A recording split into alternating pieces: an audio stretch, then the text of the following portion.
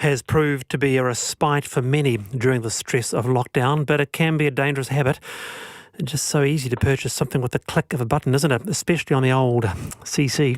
So why do some of us feel unable to resist the urge to purchase things that, let's face it, we might not really need? According to an article in The Conversation, and it was reprinted in Stuff, there are a range of subtle psychological drivers behind online shopping. That includes stress relief. It'll come as no surprise to many, perhaps, that online shopping can provide a form of escapism and also entertainment. Well, Jenny, you first. Are you much of an online shopper, or do you prefer a real brick and mortar store? Did you do much online shopping? Well, I'm not much of an online shopper, but my children all are. In our bubble of 9 throughout lockdown, our lovely postman Ross Brown came up our driveway pretty much every single day because my children just absolutely loved the idea of online shopping, and it became the highlight of our day to meet Ross at 9:30. So, we weren't seeing anybody else. It was pretty exciting. But look, I like to support local.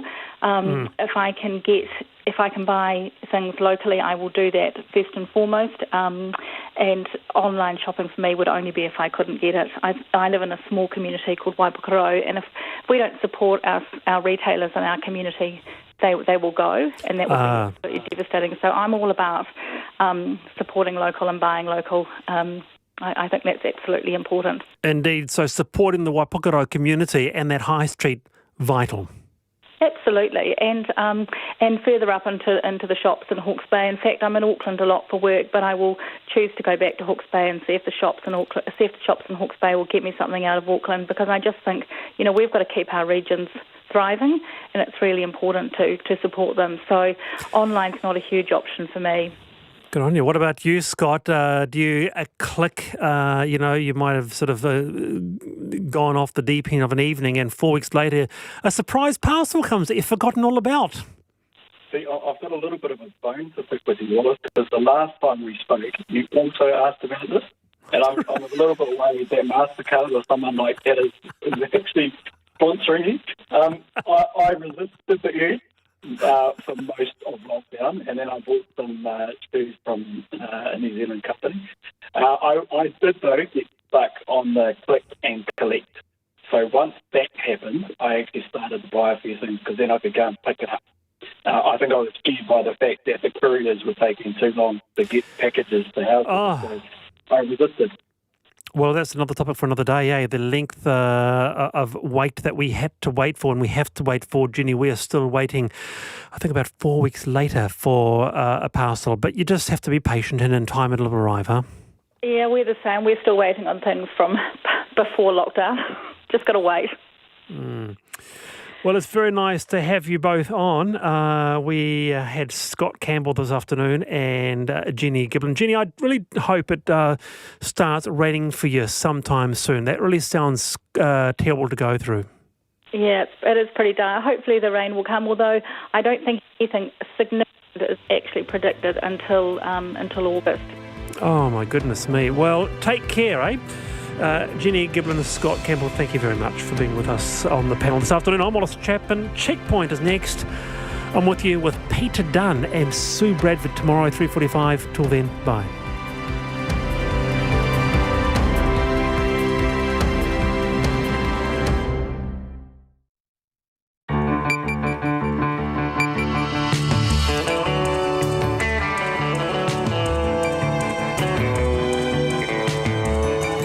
Whakarongo mai koe ki te reo irirangi o Aotearoa. This is Checkpoint on RNZ National. I'm Lisa Owen.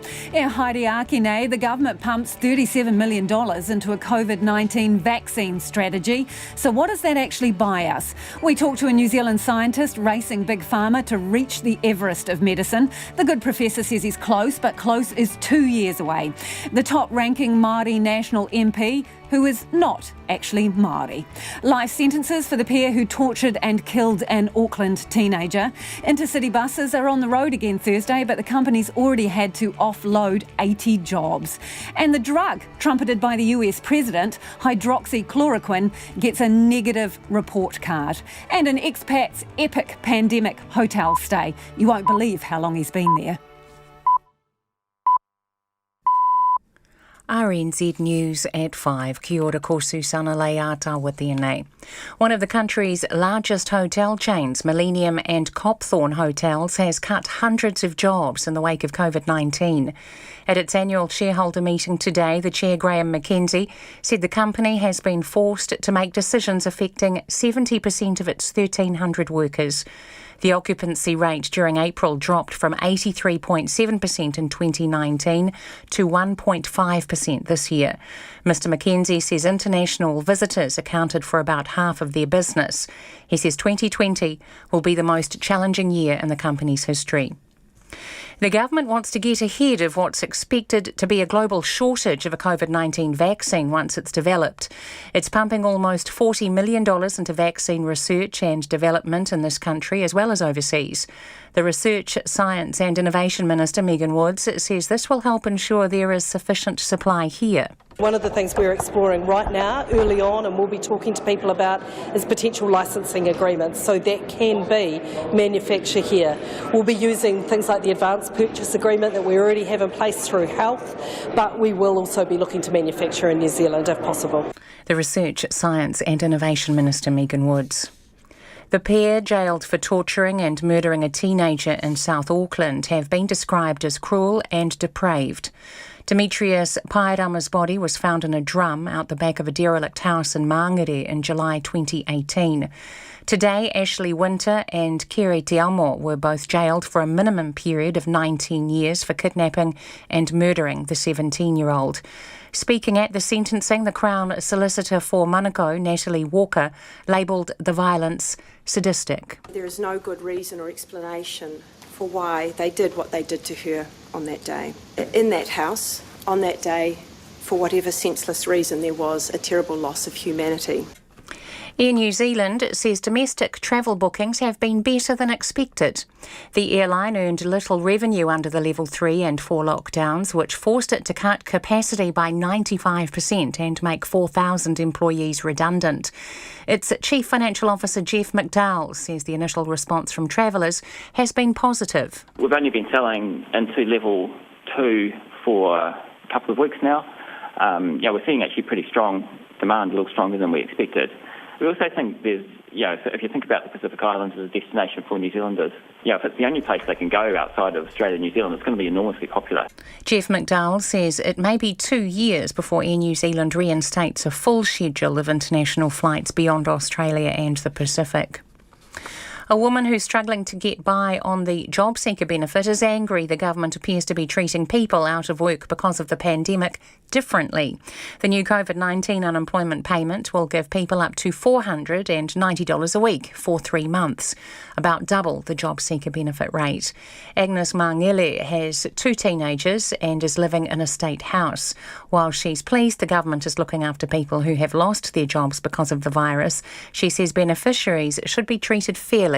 It sounds like the government is saying that the people who have lost their jobs through COVID are deserving of an extra $250 on top of a normal benefit that they're receiving, as opposed to those who have already been on the benefit. Agnes Mangele. Ousted National Party Deputy Paula Bennett has outright laughed at the diversity blunder made by her new leaders today. Todd Muller and Nikki Kay rolled Simon Bridges and Ms Bennett on Friday. And while Mr Bridges was a no-show at Parliament, Ms Bennett says she's happy to stay on board. Mr Muller and Ms Kay are under fire for the lack of diversity amongst its frontbench MPs and wrongly referred to finance spokesperson Paul Goldsmith as being Māori. Here's Ms Bennett's response. Paul. Okay. Right. Yeah. No. Look, I've got, as I say, they're running the show now, so they can answer to it. Paula Bennett. It's coming up to 4.5 minutes past 5. The All Blacks half-back Brad Weber is rubbishing one of the proposals put forward by World Rugby's medical group to reduce the transmission risk of COVID-19.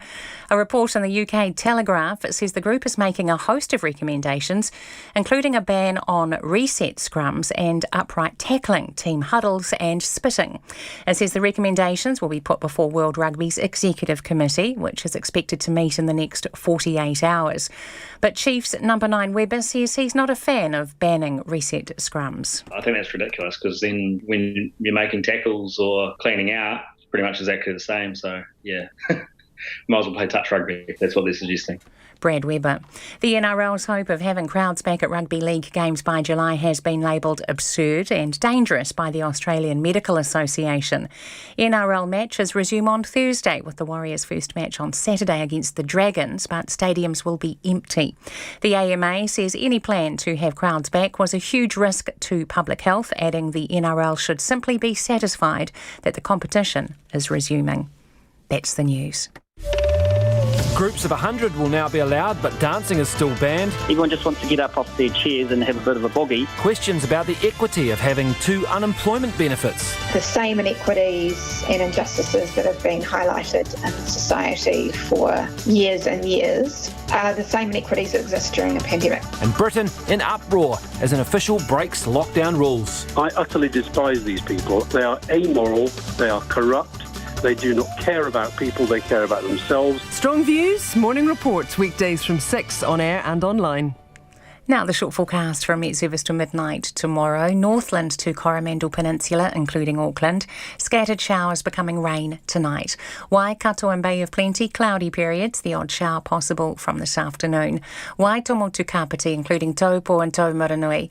Cloudy periods clearing from late tomorrow morning. For Taihape, Gisborne, Hawke's Bay, Wairarapa and Wellington. Often cloudy with isolated showers, becoming fine in Wellington and Taihape tomorrow morning. Nelson, Buller, Westland and Fiordland, mainly fine. Fog in the valleys tomorrow morning. Marlborough to Southland, remaining areas of coastal low cloud and inland fog clearing by tonight and becoming fine.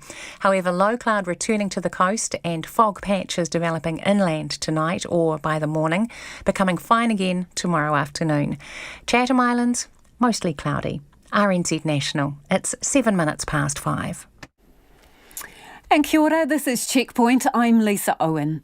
The Copthorne and Millennium Hotel chain lays off hundreds of workers, and the Intercity Bus Company lays off 80 staff and says more job losses are possible. More on that coming up, plus the case of mistaken identity in National's new caucus lineup.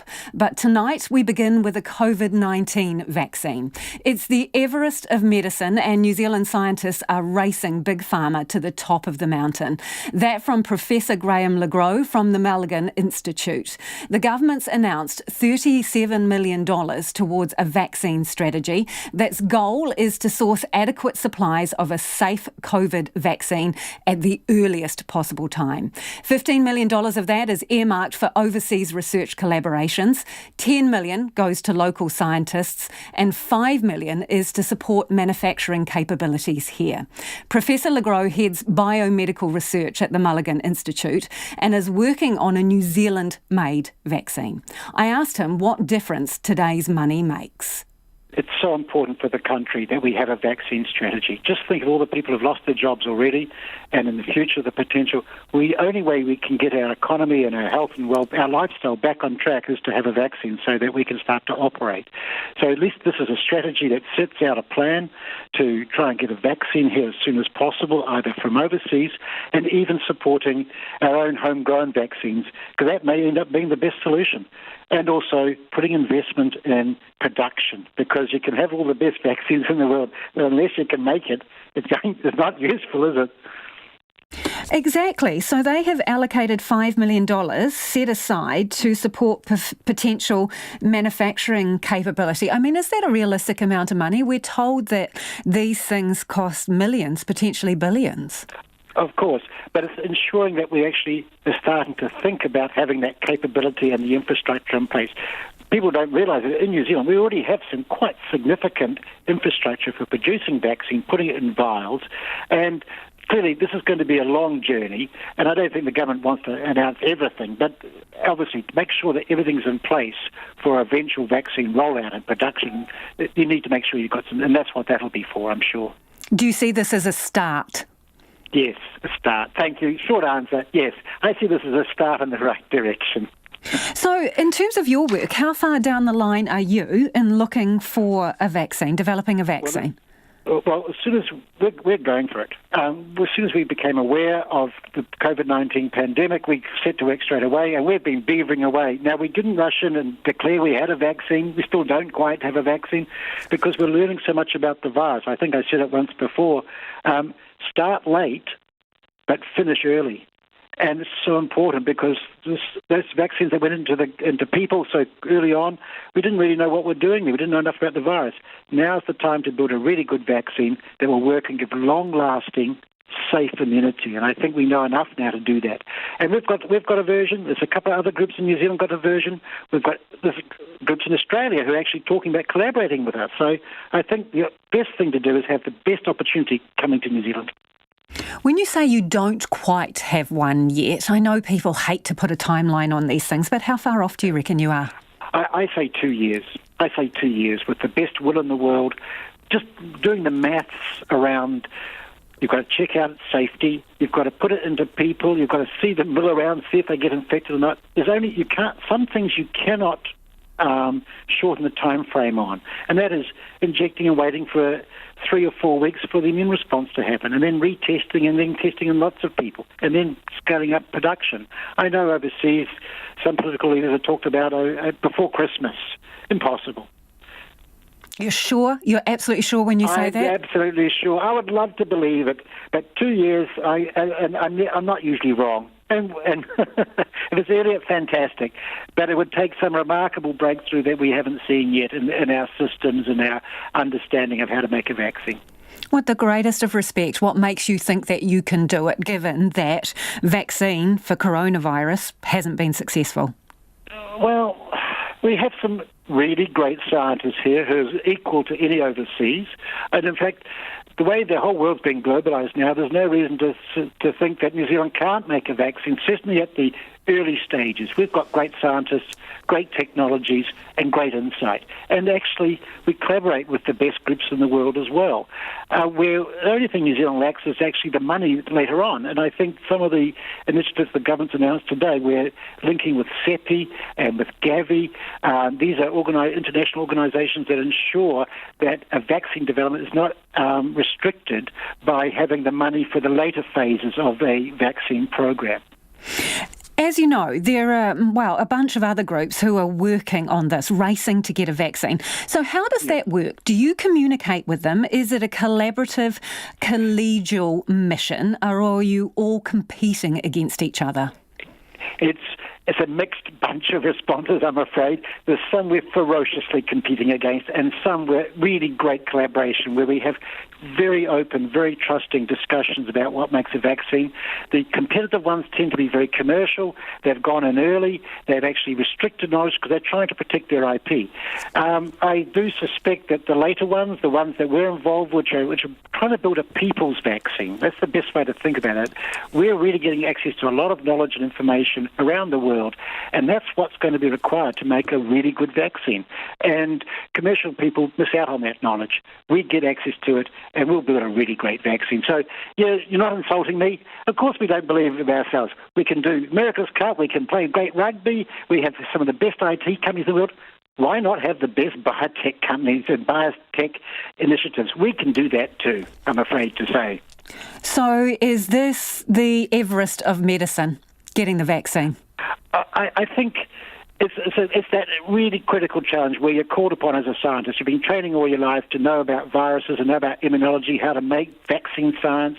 I'm an old guy. I've been doing it for 40 years, and now's my time. And my colleagues, we've got a great team of people in Otago, Victoria, ESR, Ag Research.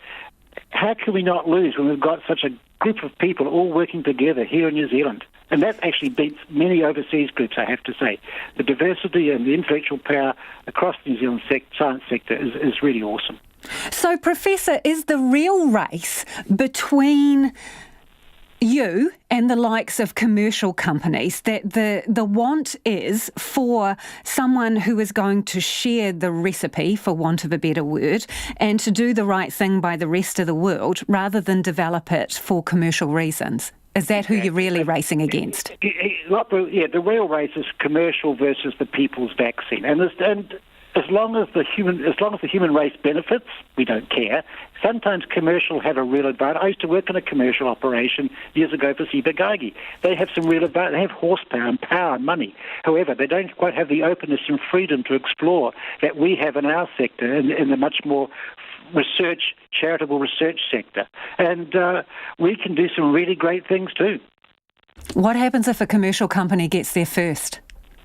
Well, then we'll have to pay them for it under the existing laws, or governments will have to actually regulate just how much money, because often a company will charge what the population or the government can bear. In our case of New Zealand, 5 million people without a vaccine, and no one can travel and no one can come here, we'll have to pay a lot. So let's hope the people's vaccine and our vaccine initiatives work, eh?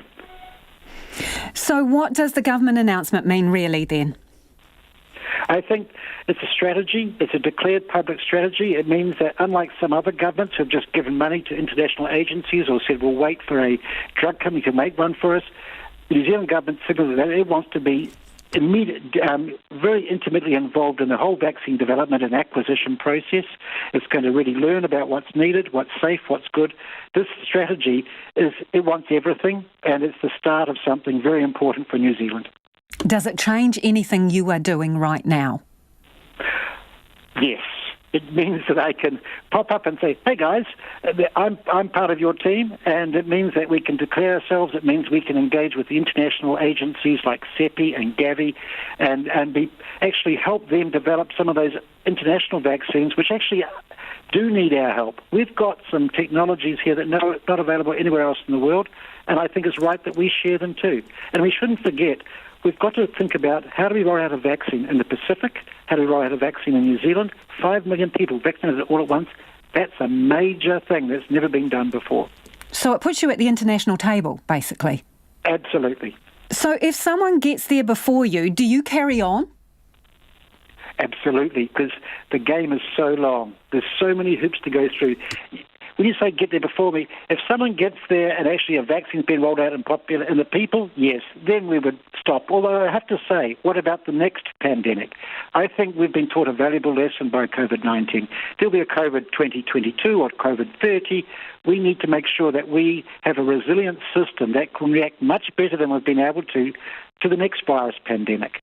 We know that as we impinge upon the environment, these things are going to happen more and more, or even the COVID-19 may mutate. We need to be able to respond effectively and well, and a vaccine is the only solution. And that is Professor Graham LeGros from the Mulligan Institute. He's working on a New Zealand vaccine for COVID-19. And the Minister for Science and Innovation, Megan Woods, joins us after 6. The new leadership of the National Party found themselves in an embarrassing tangle over Māori representation at their first caucus today, before they'd even walked into the room. Todd Muller and Nikki Kaye were vigorously defending the lack of Māori MPs on the front bench when they named senior MP Paul Goldsmith as Māori, which he promptly rejected. It was the first caucus meeting since the swift leadership change on Friday, and the first time Mr Muller went up against Prime Minister Jacinda Ardern in the House, a rather low-key affair. Here's our political editor, Jane Patterson. It was back to the regular caucus run in the National Party corridor, and for some the defeat was still raw. Do you want Judith? She'll go first if you want. Okay. She'll be needed in caucus more than I will. For leader Todd Muller, though, repeated questions about why there are no Māori MPs on the front bench.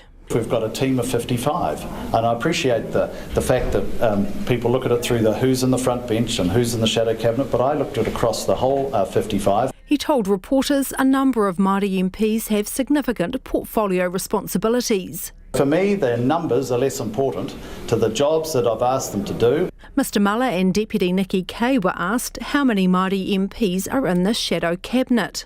Shane Retty and Paula Bennett. And obviously Paul Goldsmith obviously is of Ngāti Porou. News to Mr Goldsmith as he headed into caucus. Do you identify as Māori? You've just been named as the one Māori. No, I'm not Māori. The Goldsmith family have many connections with Māori from Ngāti Porou. My great-grandfather had lots of connections there. So I have Māori connections, but I'm not Māori myself. And he put some context around those family connections. My great-great-grandfather had European wives and Māori wives, and so I've got lots of relatives across the Ngāti Porou. Labour's Māori MPs put in the boot. I think it's typical of the National Party. The real National Party's coming out now. It's disappointing but not surprising. The same old from National. We're a classic example of, for a long time, the Labour Party needed strong Māori representation. We have 4 Māori ministers now, a strong Māori caucus, and I feel that our people's voices are best represented in the decision-making processes. So that's what you lose when you don't have Māori representation. While National MPs tried to defend the lack of diversity. Todd has made some really tough calls, getting his team lined up. And I think from my point of view, having the number of women that he's got surrounding him, helping him make the decisions is a really good one for me. Well, I think that's in the eye of the beholder. I think there is some diversity there, diversity of experience, diversity of gender, certainly. Look at the number of women, for example, in that front lineup. So, no, I think we can be pleased. It's a work in progress. That's up to the leader. Then it was into the House for question time with the expected focus on small business. Supplementary. So is the Prime Minister saying to the House that what small to medium-sized businesses need right now is not direct cash support? Is that what she's saying to the House? No cash support is what small business are asking? Mr Speaker, I have acknowledged that we did not implement a generic grant scheme, keeping in mind that we saw that on a small scale in Australia. It was not the most auspicious start to Todd Muller's leadership, with such an obvious blunder by himself and Nikki Kaye when all eyes are on them. He went into Parliament armed with only one line of questioning, and while, as promised, he took a much more measured approach to interrogating the Prime Minister, ended up just giving her the platform to talk about the billions of dollars that have gone to small business owners around the country. Mr Muller is looking to put other questions to bed, including those about his Make America Great Again Trump hat. He had said it was just another political souvenir, but today said it would stay in the packing box out of respect for the strong views held by some. From Parliament for Checkpoint, Jane Patterson. And it's 22 minutes after 5 and you're with Checkpoint on RNZ National. We're keen for you to get in touch. Let us know what you think of the lineup in the National Party and the placement of the Māori MPs or the hunt for a vaccine for COVID-19. You can text us on 2101, tweet us at Checkpoint RNZ or send us an email, checkpoint@rnz.co.nz. The controversial drug debated around the world as a potential treatment for COVID-19 has been put on ice by the World Health Organization. It says it wants all trials of hydroxychloroquine halted because so far the science says it could increase the risk of death. Now, this is the anti-malarial drug President Donald Trump has been taking for more than 2 weeks. Here's the BBC's Imogen Folks. There are so far no known treatments or vaccines for COVID-19, but there are many clinical trials of many different drugs to try to find them. One drug, hydroxychloroquine, is already in use as a treatment for malaria. Some, among them President Donald Trump, think it could work against COVID-19 too. He's even taking it himself. Hydroxychloroquine? I'm taking it, hydroxychloroquine. When? Right now, yeah. A couple of weeks ago, I started taking it because I think it's good. I've heard a lot of good stories. The World Health Organization has repeatedly said there is no scientific evidence so far that hydroxychloroquine can treat COVID-19, let alone prevent infection with it. The WHO had been running clinical trials to test anecdotal reports that it might be beneficial. Now those trials have been stopped after a study suggested the drug could cause heart problems and might even increase deaths among COVID-19 patients. The executive group has implemented a temporary pause of the hydroxychloroquine arm within the Solidarity trial while the safety data is reviewed by the Data Safety Monitoring Board. The WHO said the decision to suspend trials was a precautionary measure. Now it will gather more data on safety before deciding whether to continue testing. However, it said patients taking hydroxychloroquine for established reasons, such as malaria, should continue to do so. Imogen Folks with that report.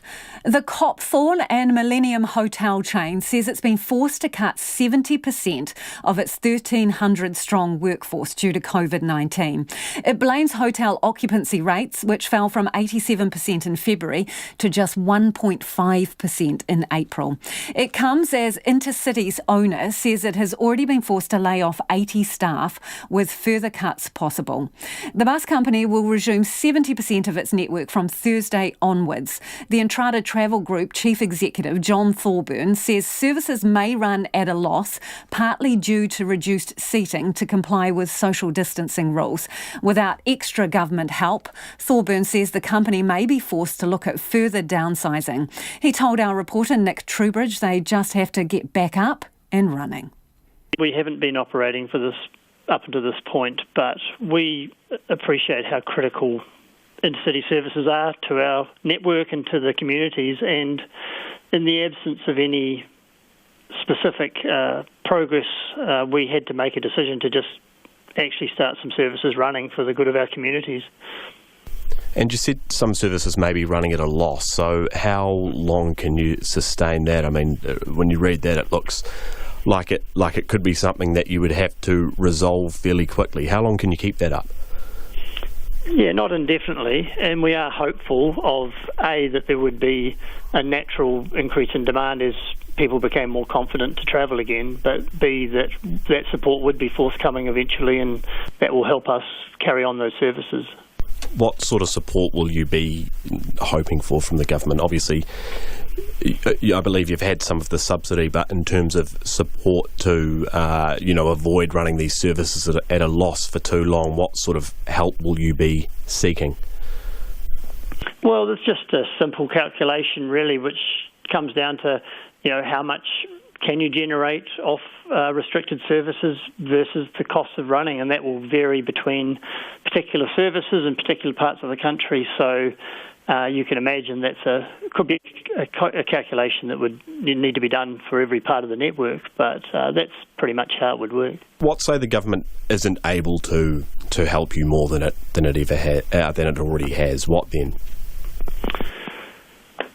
Well, in the absence of any ongoing support, the effect will probably be that we would have to make some decisions about where and how and what reach we could achieve with our network. And whilst we'll do our very best to have the broadest network that we can, there'll be some parts of that network and some frequency of services that may have to be compromised.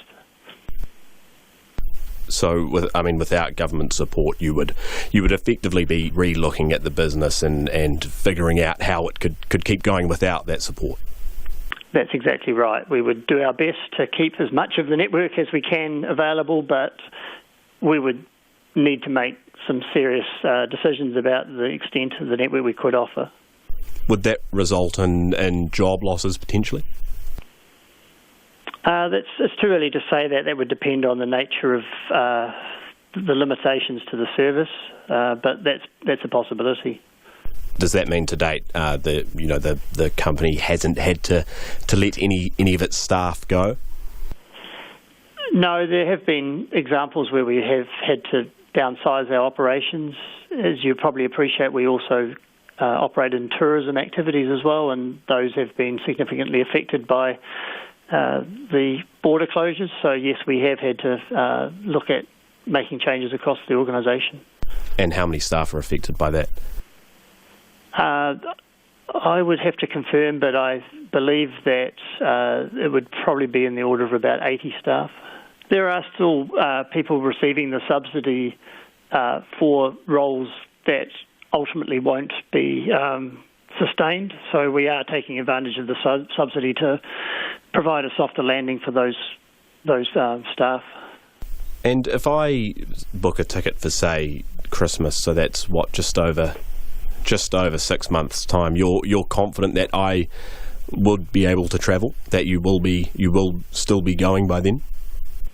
Oh, that's our intention, absolutely. But of course, this situation is unravelling at a great speed, and no one can predict exactly what state we will be in then. But we're very hopeful that, all things going well, we'd be up and running with a good extensive coverage. And in terms of the social distancing, measures that will be taken on the services that are running, what will those look like? Where will I be sitting on the bus if I'm catching it from Auckland, say, to Wellington, and how far away will I be from my neighbour? Yeah, so the protocols that we've put in place mean that effectively there will be a spare seat between all individual parties on the bus. So there won't be proximity in terms of sitting next to somebody while the physical distancing rules are in place. In addition to that, we have other lines of defence, if you like, in the sense that we have very robust contact tracing, as you can imagine, because people need to give full details in booking the service, and of course, regular cleaning of coaches as well. So there's a range of interventions that we're doing to ensure that everybody's safe. And that's Entrada Travel Group Chief Executive John Thorburn speaking with our reporter Nick Trubridge.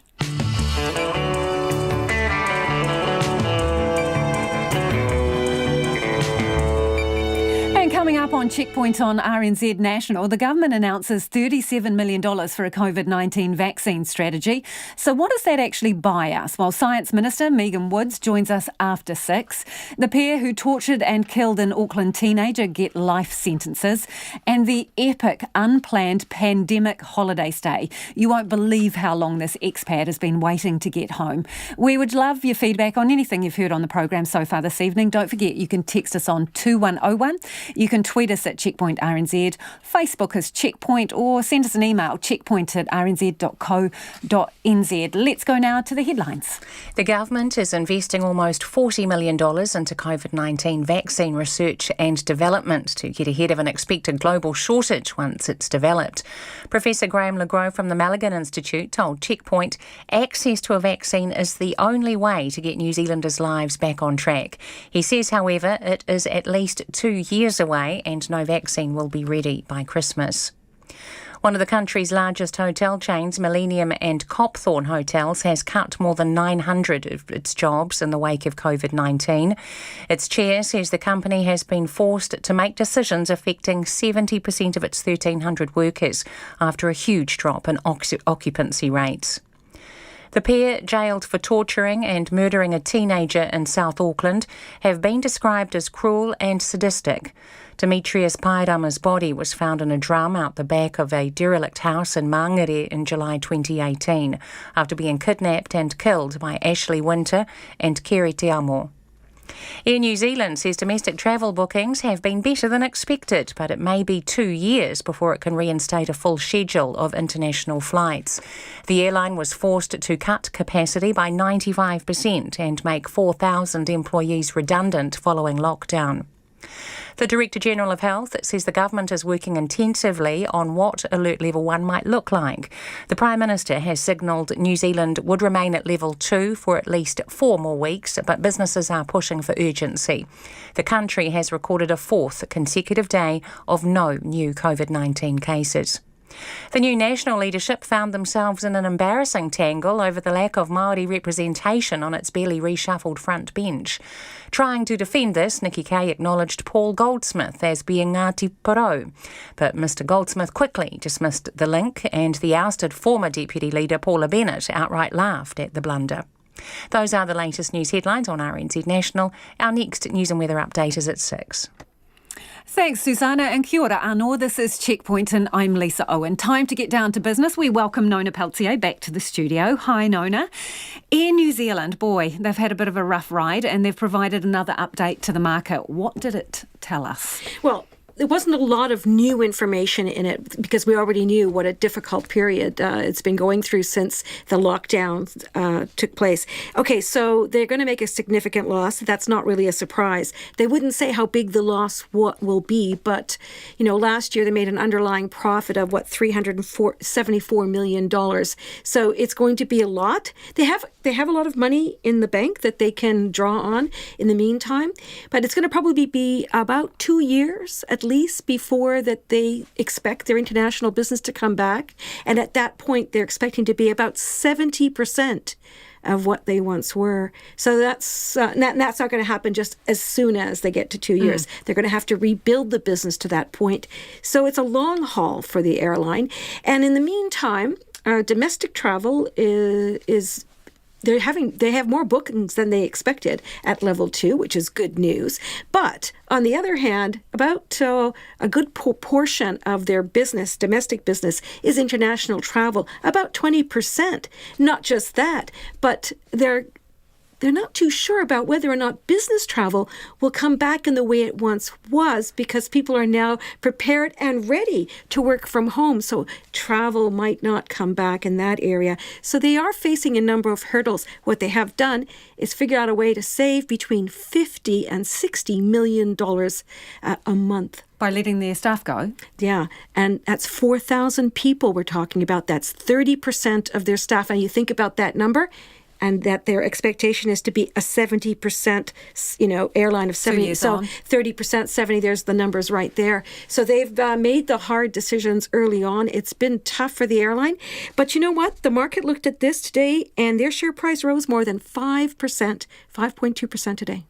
Hey, before we move on, we know that they've had about $70+ million in wage subsidies, and they've also got this $900 million loan facility that's compliments of the taxpayer and the government. Have they used that yet? No, they haven't drawn down on that yet. So they've got about $1.5 billion on their available facilities all up.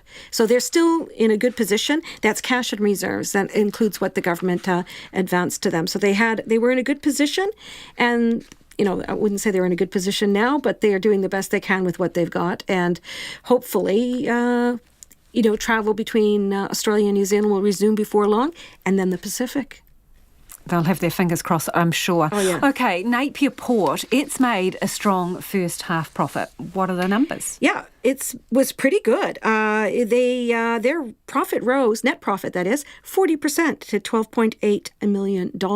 And that was against revenue of an increase of 7.5% to 52.3. Now, a lot of that was logging prior to the second quarter. So first quarter was strong. Second quarter, after January, not so good. So we won't have seen all the effects of those logs not leaving the country. Yes, that's right. So what they're doing now is they're saying that this third quarter is really strong. They've got a lot of produce to export. Business is good. But they're not too sure whether that's going to continue, because the economic forecasts globally and, of course, within New Zealand are not strong. So they're going to not pay a first half dividend to shareholders. They're going to hold that money in reserve. They're still not sure what's going to happen next. And that's what we're seeing across the board with almost every company. They're like, well, we're going to wait and see. But good news for Napier Port, and certainly the market liked that result. It was up 1.3% today. And what else was going on the market today, Nona? Interesting. You know what? The market finished up 1.3% to 10,915. That's a gain of 139 points. And you'll be pleased to know that's back to the levels we saw in early March. Well, I was just going to say, those are still pretty chunky numbers. Really quite good. Strong numbers and better than we've seen in 3 months. So good day for the markets. Australia was up even better, 2.2% when I was last looking at that market, and that was around 5 o'clock. Now, our just as another point, Tourism Holdings also reported today that they had layoffs and so on. But so these are the camper van people. Yeah, but their share price rose 10% today, which was a pretty big bounce, and Auckland Airport was up nearly 6%. So overall, the tourism sector is looking fairly strong, which is impressive considering where we are right now. And so the dollar, 61.3 US cents, 93.3 Australian, and 50.2 British pence. Thanks, Nona. That's Nona Peltier with our business news. The whānau of a teenager tortured and hanged in South Auckland 2 years ago have spoken of their pain and grief in court. Demetrius Pairama's body was found in a drum out the back of a derelict house in Mangere in July 2018. Today, the pair responsible for her death were both jailed for at least 19 years for their role in one of the most horrific murders this country has ever seen. Our court reporter, Annika Smith, filed this story, and just a note that her story does contain some disturbing details. Demetrius Paidama died a long way from home. Raised in Kaikohe by her paternal grandparents, the 17-year-old moved to Auckland to be with her birth mother shortly before her death. It was here she was taken into the care of Oranga Tamariki before meeting the pair, Ashley Winter and Kerry Tiamo, who would go on to torture and murder her.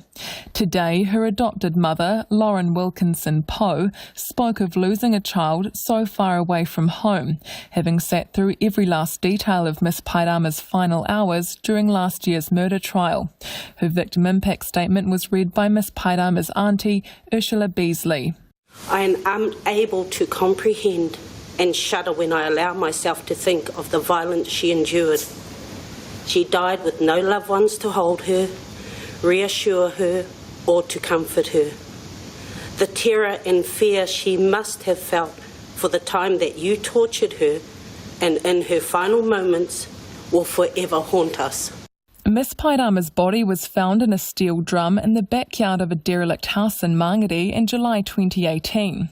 The shocking discovery was made after the police broke up a fight in Britomart in which a young teenager claimed her friend had been murdered.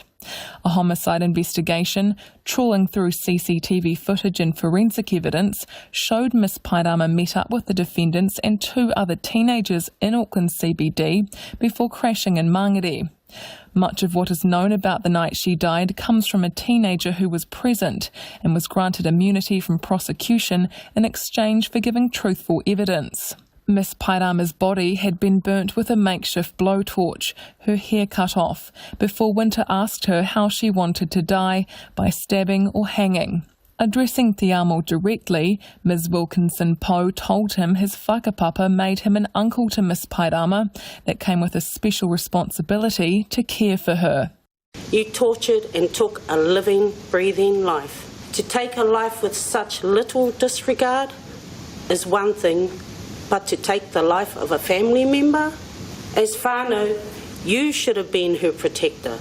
Instead, you failed her and that of your whānau and your tupuna. It's still not completely clear what drove the defendants to carry out such a malicious murder. Another teenager said to have been a third party in the murder was found unfit to stand trial, but appeared to resent Miss Paidama for being in a relationship with her ex-boyfriend. Winter's defence lawyer, Matthew Goodwin, accepted the murder was brutal, callous and senseless. He told the court a pre-sentence report found Winter was deeply troubled and damaged herself, with a background marred by family violence, sexual abuse and her father's suicide. One wonders whether in the darkest moments of violence in this case, what was happening was that the offenders were in a sense taking out their own frustrations as to their lives, and that contributed to a loss of self-control. Crown Solicitor for Manukau, Natalie Walker, described the offending as sadistic violence. She submitted a minimum jail term of 21 years was appropriate. There is no good reason or explanation for why they did what they did to her on that day. In that house, on that day, for whatever senseless reason, there was a terrible loss of humanity. Justice Brewer said there was a high level of cruelty, depravity and callousness. He jailed Winter for life with a minimum term of 19 years and 4 months as the lead offender. Te Amo was jailed for life with a minimum term of 19 years. Speaking after the sentencing, Ms Wilkinson Poe told RNZ she was pleased with the judge's decision and the sentences passed. She will now return to Northland, where Miss Paidama spent most of her short life and now rests with her late grandfather. Atuite ko ti matua ko Annika Smith-Aho. The war of words between Australia's national and state governments continues over how quickly to reopen state borders. The country's Tourism Minister Simon Birmingham said today some states were being too cautious and confirmed that a bubble with New Zealand could come before some domestic travel. I would hope that we can address these issues across the states and territories of Australia before we get to the point of New Zealand. But in the end, I don't want to see a circumstance where some hold the progress of other states back. But state leaders like Queensland's Premier say they prefer a safety-first approach. The ABC's Annie Guest reports. The Federal Tourism Minister, Simon Birmingham, came out swinging on breakfast television. More small businesses and more jobs in Queensland depend upon tourism than anywhere else in the country. And yet we've got a circumstance where they seem to be holding out the longest, pretending that somehow there hasn't been success in suppressing COVID-19 elsewhere in Australia. Queensland's Premier, Anastasia Palaszczuk, hit back from the Gold Coast ahead of meetings with the tourism industry and local government. Simon Birmingham lives in a state that has their borders shut. South Australia has their borders shut. Tasmania has their borders shut. Western Australia has their borders shut. Northern Territory has their borders shut. Queensland has their borders shut. With the Premier insisting she's relying on public health advice to keep borders closed, possibly until September, and Mr Birmingham's strongest criticism on borders directed towards Queensland, some see the stoush in the context of garnering party support at Australia's next election. That's in Queensland in October. Tourism is broadly affected by the pandemic shutdown.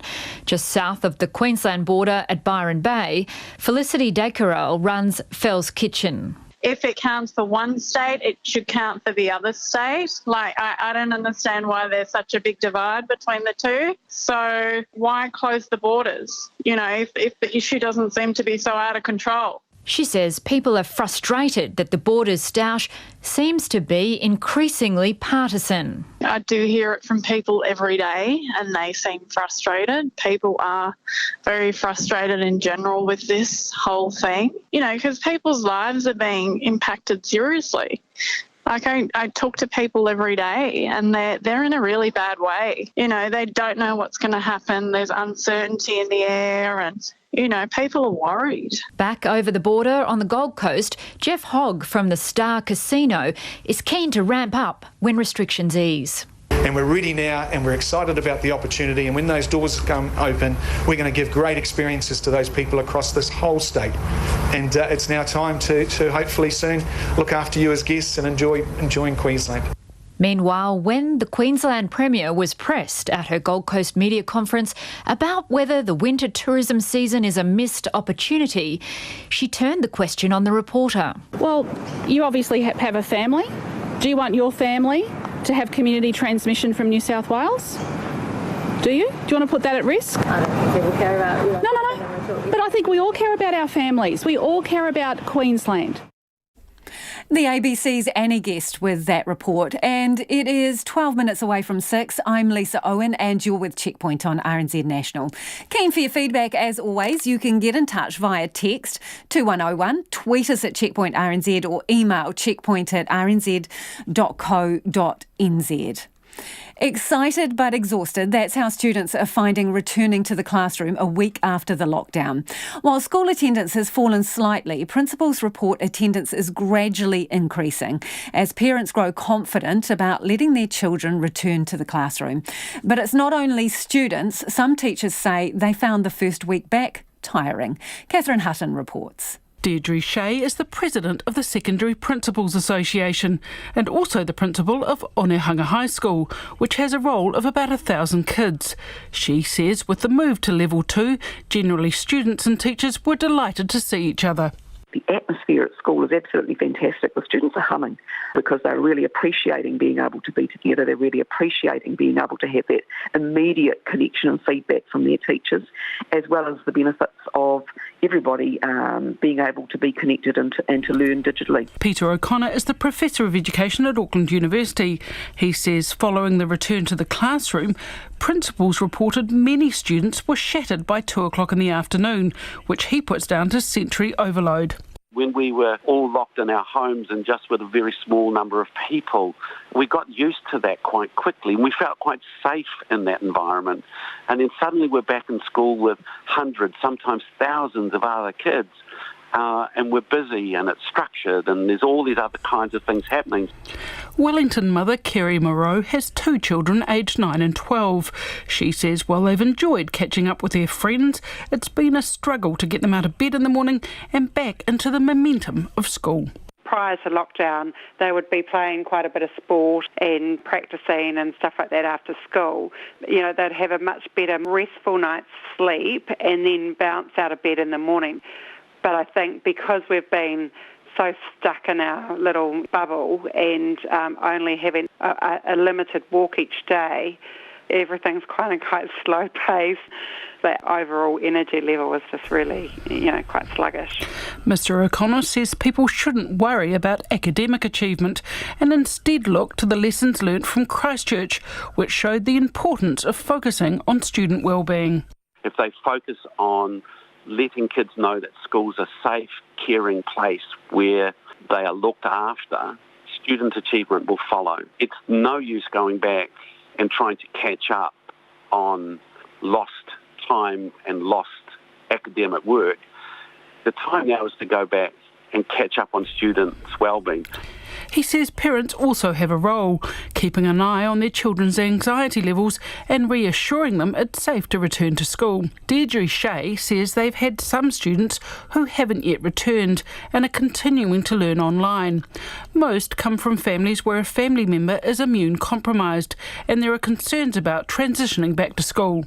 Having been through a period of being understanding that we need to stay home, stay safe, to turn that around when you have concerns about people's health in your home can be quite a journey for some people and for some families. And certainly for us, we've got messages from families saying, look, next week, or, that kind of thing. So they're coming to a point where, okay, no, I'm feeling okay about this now. As a result, school attendance is gradually increasing. For Checkpoint, ko Catherine Hutton Tēnei. And next up, an extraordinary adventure, we like to call it, around the room in 70 days or so. Expat Kiwi Chris Alphick has been holed up in a Wellington hotel since before the lockdown started. Basically trapped, waiting for a flight back to Vanuatu, where he now lives, and his partner is waiting. You can just imagine the size of the bill, but he's not complaining because insurance is paying. I asked Chris exactly how long his unplanned stay has been so far. Well, on Saturday it will be 70 days. 70 days? How did that happen? 70. Well, I'm a Kiwi. We moved to Vanuatu about 3 years ago. And I work in Melanesia, so basically between Vanuatu and the Solomons. I was working in the Solomons, due to go home, 2-hour flight. 15 minutes before the flight took off, plane cancelled. Last one. So the only way was Solomons to here, or Brisbane, then to Wellington, and then a flight from Auckland home. That was cancelled, and that was the day of the lockdown, level 4. So at that time I was staying in another hotel, which was just like a small room, and I thought, blow this, I'm not going to spend 4 weeks in a little room, so I moved to this hotel, and I've been there ever since.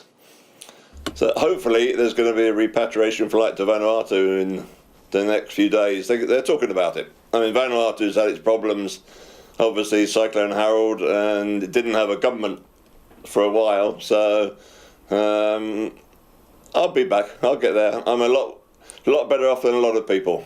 What does the wife think of all of this? Well, she's in Port Vila, thank God for Zoom and God knows what else.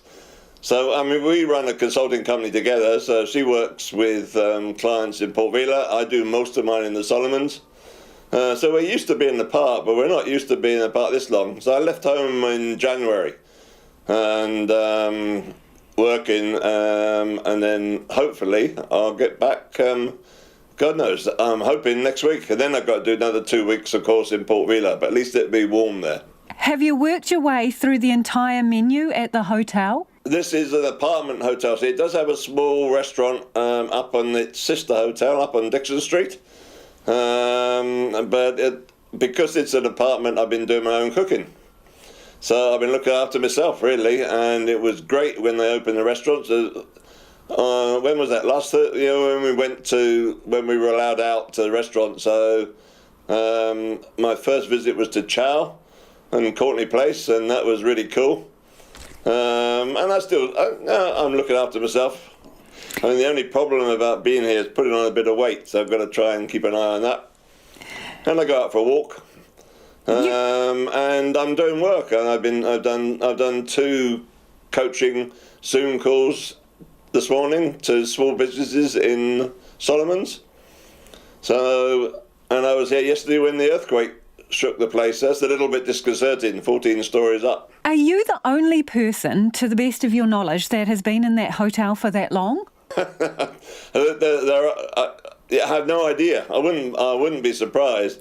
Yeah, it's not because it's an apartment hotel. It's like a really tall, thin building. So it's not the sort of hotel where you meet lots of other guests. Yeah, like maybe in some other James Cook or other places. So I haven't really seen anyone. But I wouldn't think there's been anyone here that as long as I have. And I had no intention of being here this long either. Tell me, a stay of that long costs you how much? That must be one whopping bill. Well, that was the panicky bit. The good news is that the insurance company have paid up. It must be the only insurance company that hasn't done a runner in the opposite direction. Almost. Well, so this is our travel insurance. So, I mean, the issue was about the flight which I booked in January, which was the return offer, which was cancelled. So we just submitted a claim to the insurance company, and within a very short time, I would get no more than 2 weeks, the money was paid into the bank. They paid one half, and then when I get back, they'll pick up the rest of the bill for the hotel.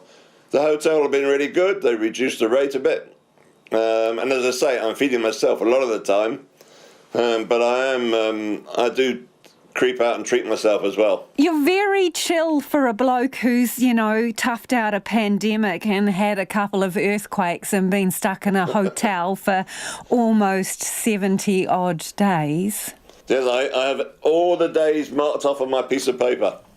What? Yeah, I'm chilled. Give us a look, Chris. I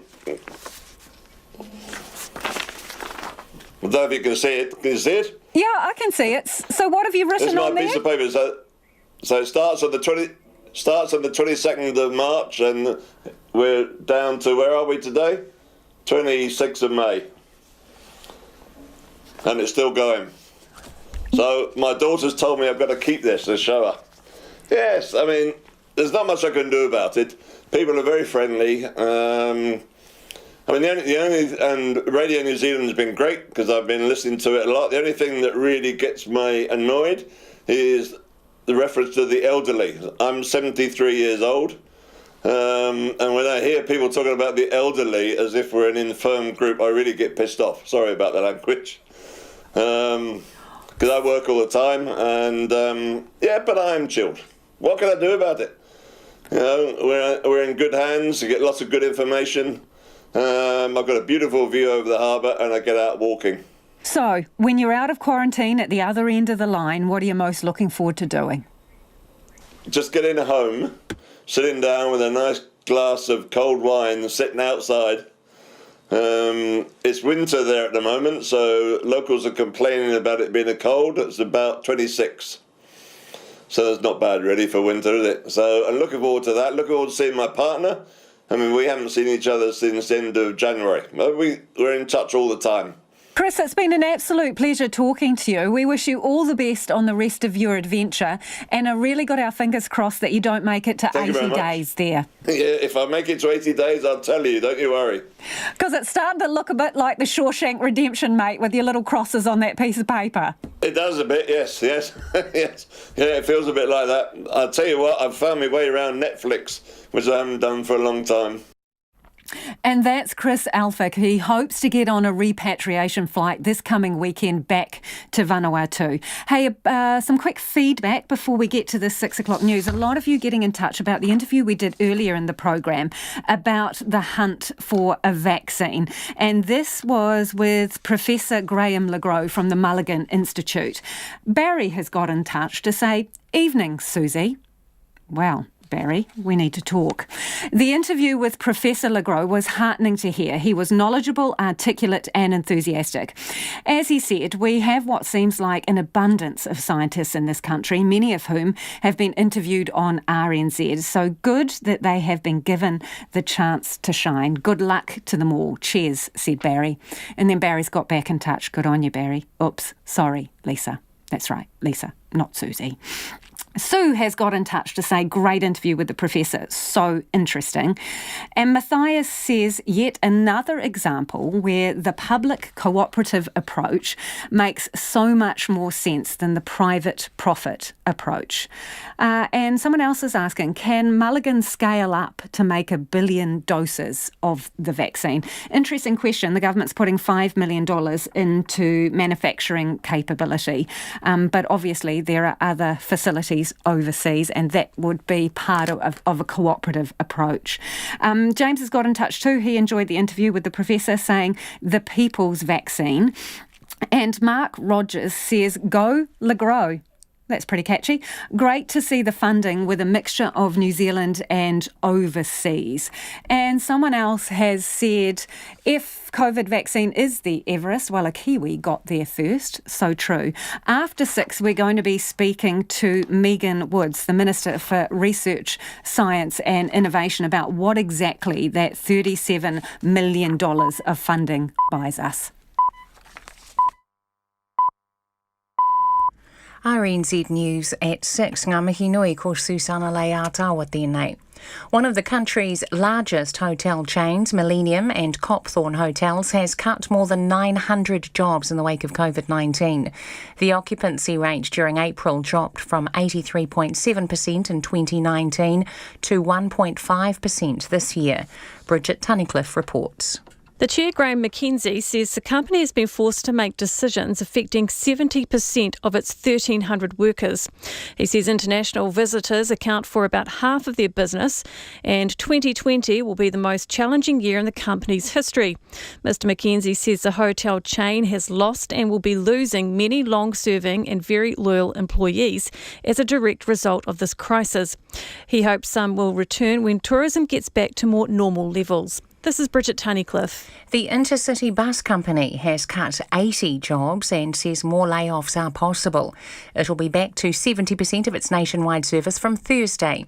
But the company's owner, Entrada Travel Group, says without extra government help, it may be forced to look at further downsizing.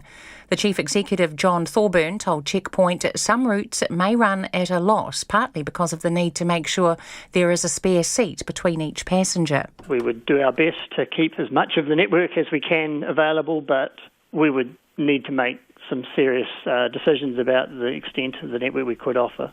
John Thorburn says the company is already using the government's wage subsidy. A COVID-19 vaccine being developed in New Zealand by the Mulligan Institute is at least 2 years away. The government has set aside $5 million to support manufacturing capability of a New Zealand treatment. A further $10 million has gone to support local scientists in their quest to produce a vaccine. Professor Graham Legros from the Mulligan Institute told Checkpoint his team won't develop a safe and tested immunisation this year. I say 2 years with the best will in the world.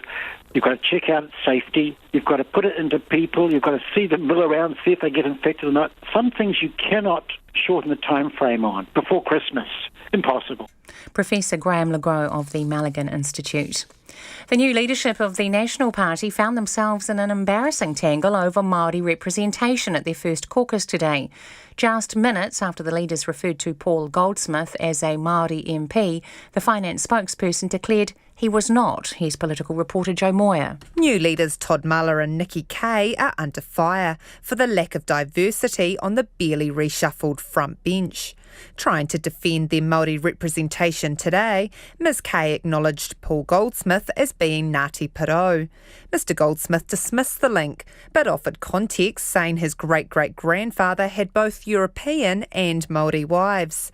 Ousted former Deputy Leader Paula Bennett outright laughed at the blunder, and Māori National MP Joe Hayes told Radio Wātea the new leadership needs to explain its lack of diversity. From Parliament, Joe Moyer. The Minister for Disabilities won't say if the Health Ministry has breached government guidelines with its COVID-19 contact tracing app. The group Blind Low Vision New Zealand says the app is not usable for the sight impaired as it has no audio cues and can't spot QR codes. The Minister, Carmel Sepuloni, says she welcomes blind citizens' robust feedback. She also welcomes the Ministry being willing to address the issue after it has said it may add functions to help the blind. Ms Sepuloni did not respond to a question of whether officials have breached guidelines that say digital services must be accessible to everyone. Hong Kong's leader Carrie Lam has played down fears about China's new security law. At a news conference, she said there was no need to worry about Beijing curtailing people's freedoms.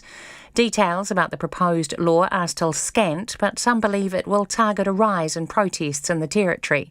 Carrie Lam says it will protect people from a small minority. If we want to protect the majority of the people, then if the minority of the people, indeed a very small minority of people, are going to breach the law to organise and participate in terrorist activities.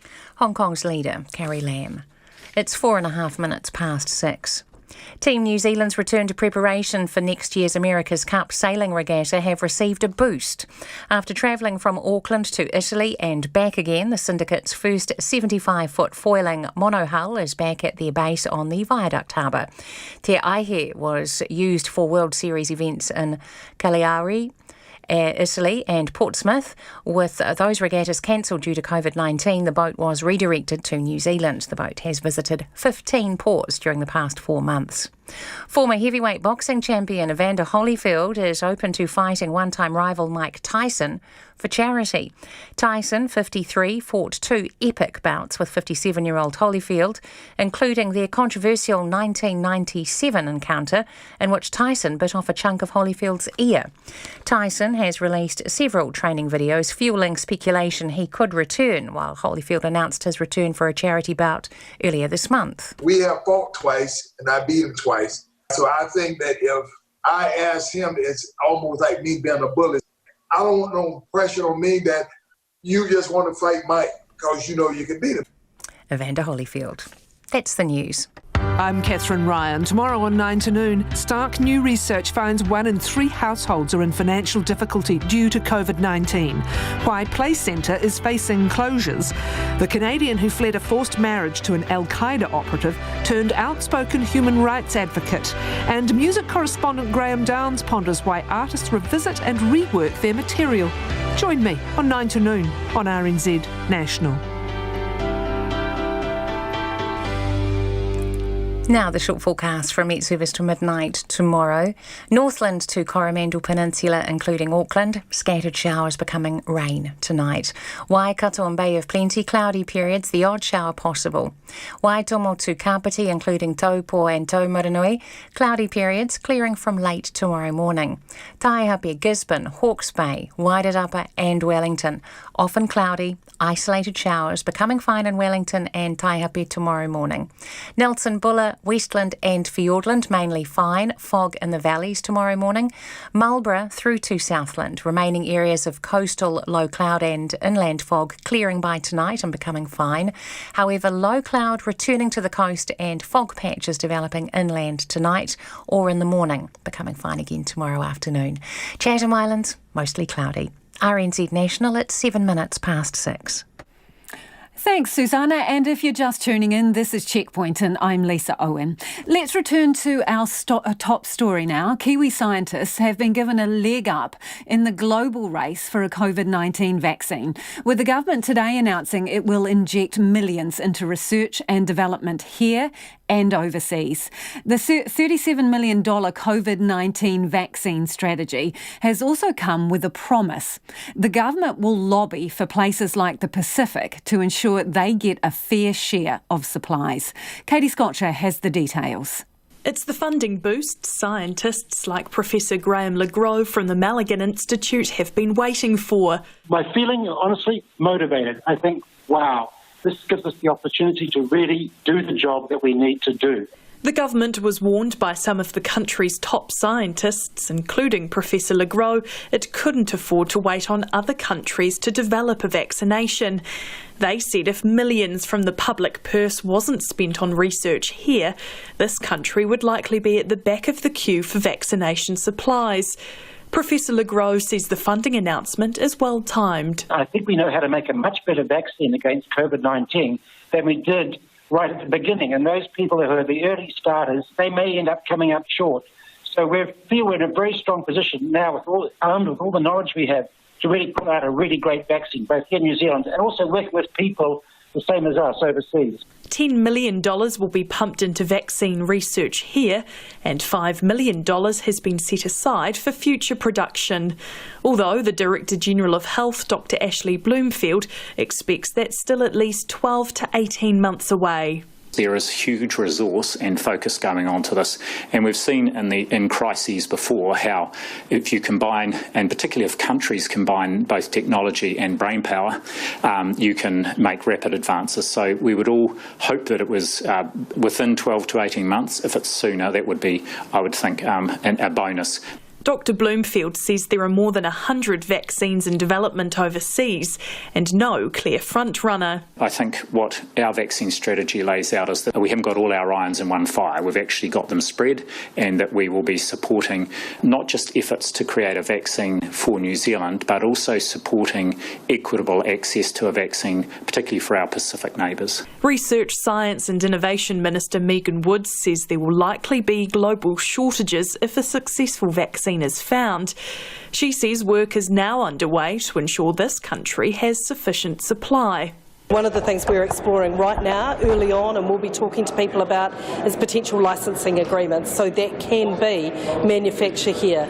We'll be using things like the advance purchase agreement that we already have in place through health, but we will also be looking to manufacture in New Zealand if possible. As well as domestic funding, more than $20 million has been earmarked for international research and to assist organisations which will eventually distribute the vaccine to developing countries.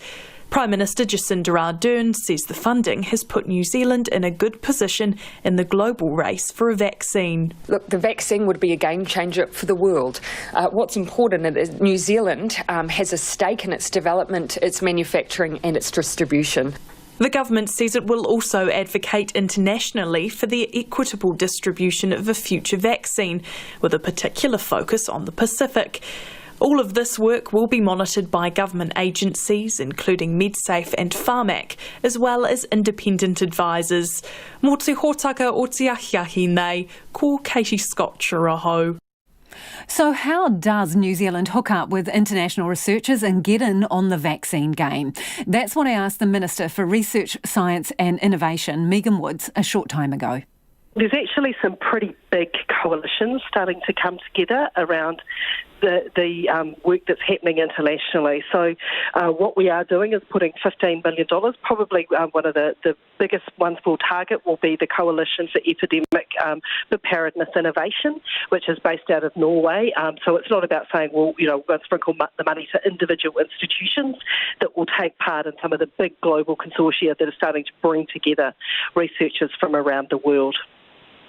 So it's still a bet though, isn't it, Minister? So we're hoping that they will have access to a vaccine that is invented, but it could be that a corporate company gets there first.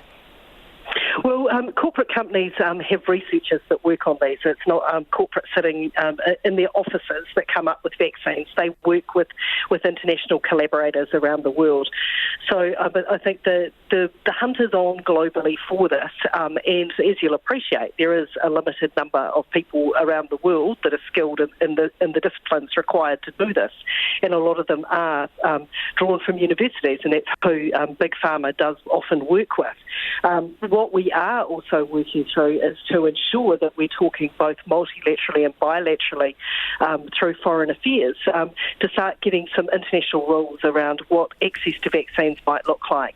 That one of the things that everybody knows, and it's accepted around the world, is that the country that manufactures first is going to have first mover advantage in terms of supply. in terms of being able to vaccinate its own population. Our best insurance in terms of being able to vaccinate our own people is to have manufacturing capability here, that it will be done through a licensing arrangement. So we're starting to talk about what the business models of a vaccine will look like as well, and that's a really important part of why we need to get into these conversations early. So there's $5 million that's been set aside to support potential manufacturing capability. New Zealand experts say that to set up a facility to manufacture a vaccine in the quantities required, that could be $1 billion. Oh, look, we've been really clear, and the manufacturers that I've spoken with today have been really clear that this is $5 million about the early stage work that we need to do. What are the regulatory things we have to do to make sure that we might be able to scale up from some reasonably small biotech companies that might need to scale up their capability and what they'd need to do. But really importantly, what we'd have to do to get the regulatory settings right for them to be producing human vaccine. We don't for a moment think this would be the end of it in terms of capital investment for producing manufacturing facilities. But bear in mind, we actually have a number of those facilities here in New Zealand already. But it's what we have to do is make sure right from the beginning that we're thinking about manufacturing while we're thinking about research and how we're funding that research. And that's what the $5 million for manufacturing does. So when we get alongside some of these international projects, how you say there are talks, how do we guarantee that we will get access to whatever is discovered? Well, one of the most important things we can do to guarantee that we have both access and knowledge, I would say, is equally important, is to be at the table and to be part of what's happening globally. The way we can guarantee we won't get access and won't have the vaccines that we need for New Zealanders is not to take part in anything. That we've got really well-connected scientists who have already started doing this work that we've given some small amounts of funding to, that they're really important in terms of knowing what's happening globally. But then we're also using all our other channels. We've got our established purchase type arrangements and supply type arrangements that would be a business as usual model through Pharmac and through health. But when we put those together, and that's why the strategy is important, that is our best chance that we have to make sure that New Zealanders get access to the vaccine. And that is the underlying underpinning of all of our strategy, is ensuring that we can get early access for New Zealanders to a vaccine, because this is important not just for our health but for our economy as well. Of course. But when you say we'll be part of a global coalition, for example, the EU is the example cited, part of a global coalition led by the EU, do we sign a contract that says if anyone working in this comes across the vaccine that we get access to it? How do we cement our rights to share that information and be in the queue? So they're the conversations that are happening right now, Lisa, and they're the international conversations as these coalitions come together. So what you would have seen is that this is actually being led out of MB, but obviously health needs to be involved in it. But the other government agency that is really critical to this is the Ministry of Foreign Affairs. And this is bringing together those strands of government. These are diplomatic conversations that are happening right now, and we need New Zealand to be in a position to be part of those conversations. And a big way that you be part of those conversations is to be making sure that you have your own researchers able to participate in the global fight. So the $10 million that is going to assist local research, who's getting that? Well, that will be distributed amongst the people with expertise in that. What will be happening is that the three ministers who are responsible for this, myself and Minister Peters and Minister Clark, will take a paper back to Cabinet in June about how that funding is being distributed. But we've started weeks ago talking to some of the major researchers in this field. It's a relatively small field, world-class experts, but relatively small. We've started talking to them, but we want to make sure we're capturing all the expertise, and we'll take that back in a few weeks to Cabinet, how that money is going to be distributed, because we need to get this out the door and we need to get funding to our researchers quickly. Is this the first wave of funding? Is there going to be more? Because we've been told today that this is a, quote, start by people in the field. Well, the research community was calling for $10 million, and we listened to that very carefully, that was the call. They were saying $10 million is what we need to make sure that we're getting New Zealand's world-leading scientists able to be doing their best for the global effort here. One of the other things is that we do have world-leading scientists, and I would fully expect that those scientists will work alongside some of their international colleagues through some of these international efforts, and some of those will have funding. And that's the Minister for Research, Science and Innovation, Megan Woods. It is 18 minutes after 6 and you're with Checkpoint on RNZ National. Both sides of the political spectrum are criticising the government on what is being described as a two-tiered benefit system. The government's received a backlash after announcing a payment for those who have lost their jobs due to COVID-19 while they find new employment or retrain. It will pay $490 a week to those who lost full-time work after March 1st, about double that of the usual job seeker benefit. Here's our political reporter Charlie Drever. It's not often National and Greens agree, but they're both not happy with the government giving more money to one group of unemployed and not the other. National Social Development spokesperson Louise Upston says it's challenging to live off the job seeker benefit. But why would you introduce a complex, clumsy system that then makes it really unfair? If someone lost their job in the middle of February, for example, they would then be getting paid half the amount that someone would be on this new income support, which is clearly unfair. Louise Upston says there should be a much simpler income support system. And Labour's confidence and supply partners are also critical of the scheme. The Greens co-leader, Marama Davidson, says all beneficiaries should be paid at the increased level, not just a certain type of unemployed. We've been consistently clear that this needs to happen urgently and desperately. It hasn't happened yet. Both New Zealand First and Labour need to come to the table on this. Marama Davidson is also not satisfied the promise to overhaul the welfare system contained in the confidence and supply agreement with Labour had been fulfilled. Both MPs questioned the Social Development Minister, Carmel Cipollone, in the House this afternoon. Does someone who lost their job on the 29th of February have lower living costs than someone who lost their job on the 1st of March? And if not, why will they receive less money? Is the COVID-19 income relief payment announced yesterday a recognition by this government that current benefit levels are too low? But Carmel Cipollone says the government is both overhauling the welfare system and responding to an unprecedented event. She says this year the government has both increased winter energy payments and the main benefit. We have always said that we couldn't make all the changes we wanted to in 1 year or even in one term.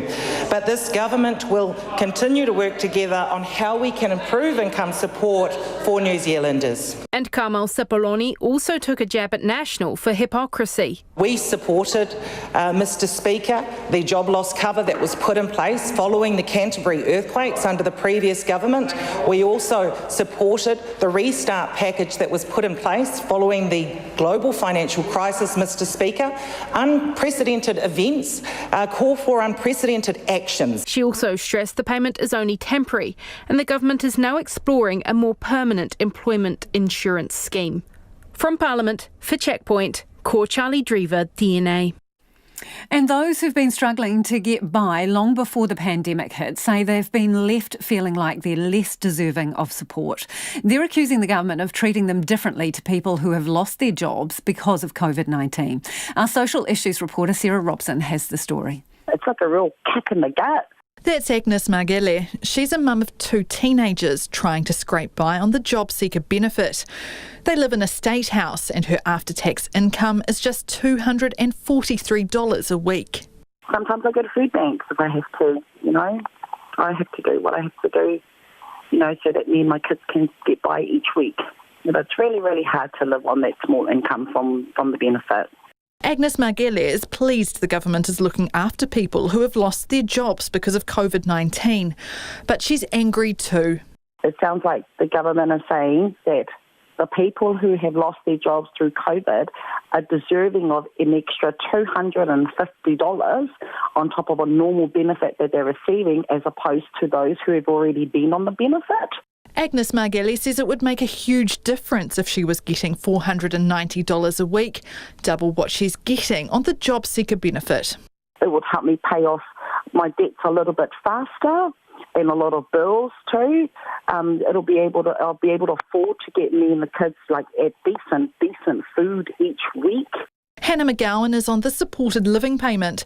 She says the new COVID-19 unemployment payment does have its problems. And it kind of does prove that the supported living and job seekers and all those kinds of benefits aren't really survivable. It is only for 12 weeks, and I don't want to see any Kiwis sort of struggling to pay their bills or their mortgage because of COVID-19, because of the pandemic. South Auckland community worker Bani Wikitera Kuki says the new payment leaves those already on the benefit feeling less worthy. What's the difference between our unemployed whānau and families before COVID came along to now? And it just really hit me, because I was like, man, that's exactly what our families need, that sort of assistance. Bani Wikitera Kuki says many whānau who rely on the benefit are living in deficit and they have needed extra support for a long time. Mō te hōtaka o te ahi, ko Sarah Robson, aho. COVID-19 restrictions have seen scores of restaurants around the country close their doors for good. While the wage subsidy has helped some, it does nothing to help pay commercial rents. And with little or no money coming in, shutting up shop has been the reality for many. But one Christchurch restaurateur is bucking the trend, forging ahead with the opening of his new Indian restaurant, despite the new normal. All he's asking for is a little help with the rent. Conan Young and visual journalist Nathan McKinnon paid him a visit. Tanweer Jahangir's top-in-town restaurant was due to open on March 15. Having sold his home and businesses in Brisbane and moved his wife and 5 kids to Christchurch, he was all in, excited about starting a new life here and anxious to see some money coming in from his new venture. Then came COVID-19. It was all set up to go. Then we have flyers also printed and distributed, and we have our website that is called topintown.co.nz, where we have advertised that we are opening on the 21st. Then we have delayed to 27th, but before the 27th, country went into the lockdown. Everything was harder to do in lockdown, let alone trying to hire staff to work at a new restaurant. Some of the chefs he was looking to employ needed their work visas changed, allowing them to switch employer. But delays at Immigration New Zealand meant they were still not able to man his kitchen. I went into too much of depression, more sleepless nights, thinking of how the business will be after this COVID-19. In the meantime, he continues to pay rent on a restaurant that after 2 long months is still not able to open. If my landlord listens to this and if he can be able to waive off this as in a good faith, in a long run, it will help the owner and for me as well, because this is a bigger rent without having any income coming through. I'm completely almost dried up now to after getting all the fixing in the restaurant, looking after the family. So I am here to create more jobs and bring something different to the community. So these are very real. They're really heavy, are they? Very heavy. They look heavy, yeah. Each pot by itself, without anything, at least about 25-30 kilos in each pot, sort of thing. Despite everything, Tanweer Jahangir is determined to get his restaurant open. New rules banning buffets, due to the risk of spreading COVID-19, were brought in shortly after he had installed expensive bain-maries. The answer? Glass screens, shielding the food from behind which waitstaff will do the serving instead. We have imported all these chefing dishes to serve our specialty items in here. Part of the move here is to support his brother, fellow restaurateur and mosque shooting victim Ahmed Jahangir. As a Muslim, he had no misgivings about moving to Christchurch despite last year's shootings, and wants to pay it back to the health workers who helped his brother once the restaurant is up and going. When the mosque shooting had happened, I fly from Australia to Christchurch and stood in the hospital for 12 days, and the job, what they have done, I can't explain it from my heart. it's a very overwhelming tremendous job they have done. As a gesture, I can't do much, but on my opening day, I want to invite each and every health worker from Christchurch or surroundings or wherever to come and enjoy free lunch and dinner on that particular day. It will be from our heart. The invite is also open to the police officers who helped out that day, who he says have helped Muslims in Christchurch to feel safe again. On the day we visited, things were looking up. Tanwea had just received an email saying immigration were prioritising sorting the paperwork for his chefs. He says, all going well, he'll have the restaurant open in 2 weeks. Kei o te tahia hou mō te hōtaka o te ahi, ko Conanyang tēnei. And if you were listening to that on the radio, you can look back at Conan's video piece. We'll put it up on our website and our Facebook page. Just time for a bit of feedback before we go. A few of you getting in touch about the National Party's shadow cabinet and their list. The most highly ranked Māori MP on the National Party list is number 13, I think, and it's Paula Bennett. And then next down from that is Shane Reti at number 17. They mistakenly said that Paul Goldsmith was a Māori MP, but he is not. Steve's got in touch to say, Māori representatives in the National Party, no surprise really from the Nats. They are the exclusive club, not the inclusive club. But Flynn from Nelson has got in touch to say, good evening, I'm appalled by all the moaning about the number of Māori in the National Caucus. Is it more important to have Māori in there than to have the most capable and suitable people available, regardless of race or gender? Nicole's got in touch to say, I'm intrigued that having women on the shadow cabinet represents diversity. Women make up just over 50% of the population. That's right, Nicole. And we should be mainstream already. Unimpressed, she says. And someone else says, in Mulla's new lineup, I've heard no discussion about those MPs demoted. We will be back tomorrow. See you then.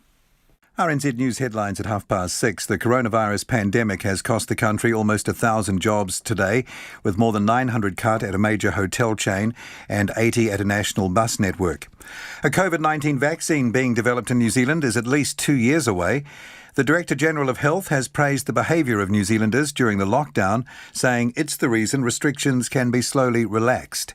And 2 Sydney schools have been closed after students tested positive for COVID-19 just 1 day after all of the state schools fully reopened. Those are the headlines. Our next news and weather will be at 7, then it's Nights with Brian Crump on RNZ National. Tonight on Nights, our window on the world takes us to the Mediterranean. And the illegal migrants still crossing it to get to Europe. There's smart talk from the heart surgeon Samer Nashif, author of the Angina Monologues, and our